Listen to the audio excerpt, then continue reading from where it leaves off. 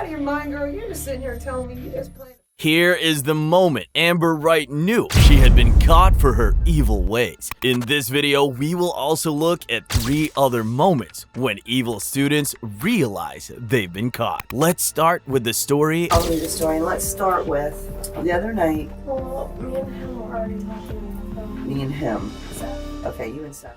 Amber and Seth. These 2 kids, aged 15, embarked on a relationship that quickly became toxic. Amidst accusations of infidelity and a public fallout on social media, the couple's breakup intensified their already volatile interactions. Seth's parents described Amber as manipulative, setting the stage for a tragic sequence of events. Fueled by vengeance, Amber, along with her 18-year-old accomplice, Michael Bargo, and other collaborators hatched a sinister plan to eliminate Seth from their lives permanently. The plan involved deceit, manipulation, and ultimately, murder. Amber lured Seth into a meeting, seemingly to reconcile their differences. Little did Seth know that this meeting would be the prelude to a horrific ordeal orchestrated by those he once trusted. Unaware of the impending danger, he fell into a carefully set trap. I rolled the house and laid him on the floor, and Mike shot him again. On the floor?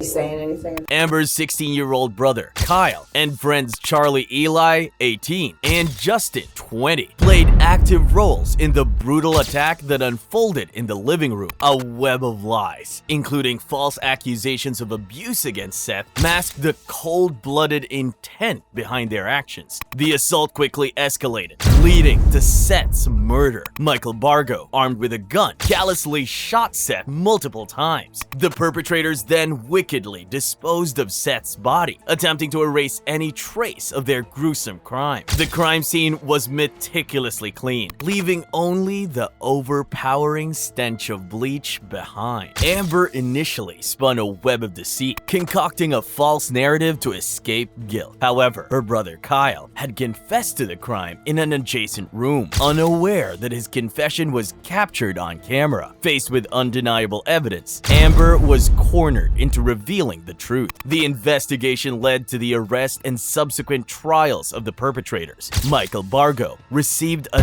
death sentence, becoming the youngest inmate on Florida's death row. Amber and her accomplices faced convictions of first-degree murder, resulting in life sentences. Charlie Eli secured a lesser charge of second-degree murder and was released in 2020. On April 14, 2013, the serene neighborhood of Daniel William Marsh transformed into a scene of unimaginable horror. At the age of 15, Marsh invaded the home of Oliver Chip Northup Jr. and Claudia Morin, leaving the couple brutally mutilated. This account unfolds the sinister details of Marsh's descent into darkness and the cold execution of his murderous plans. From the tender age of 10, Marsh exhibited violent and antisocial behaviors that escalated over the years. Despite seeking medical help and medications to address his mental health, the darkness within him continued to grow. Consumed by horrific fantasies, Marsh harbored a deep-seated desire to torture and kill. In the pursuit of his sinister fantasies, Marsh meticulously planned the invasion of his victim's home.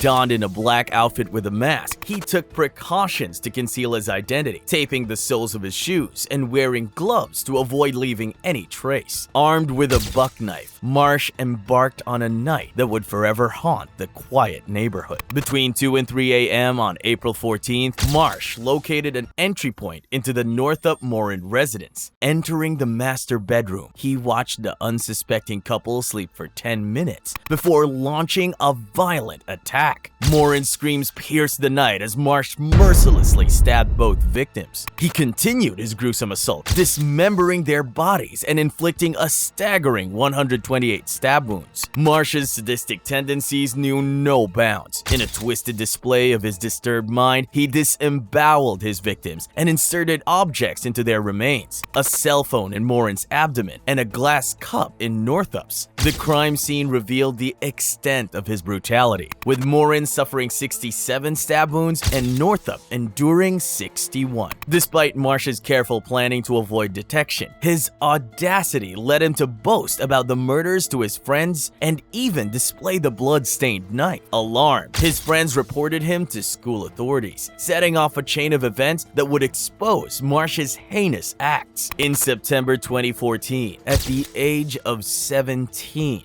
Marsh faced trial for the double murder. Though he initially pleaded insanity, a psychiatrist diagnosed him of being mentally ill but sane. The court sentenced him to life in prison with the possibility of parole after 52 years. California law permits parole eligibility after 25 years. In 2014, the chilling tale of two 12-year-old girls, Anna Wire and Morgan Geyser, unfolded, revealing a horrifying plot centered around the fictional character Slender Man. This narrative delves into the fearful details of their attempt to please the mythical entity, resulting in a brutal stabbing that shocked the nation. Slender Man, a faceless and emaciated figure born from online forums, has become an unintended source of terror. Anna Wire and Morgan Geyser, captivated by this fictional menace, hatched a plan to win his favor, indicating a sequence of events that would scar their suburban existence forever. Under the guise of a harmless game of hide-and-seek, Wire and Geyser lured their friend, Peyton Linner, into the depths of David's Park, a forest near Wira.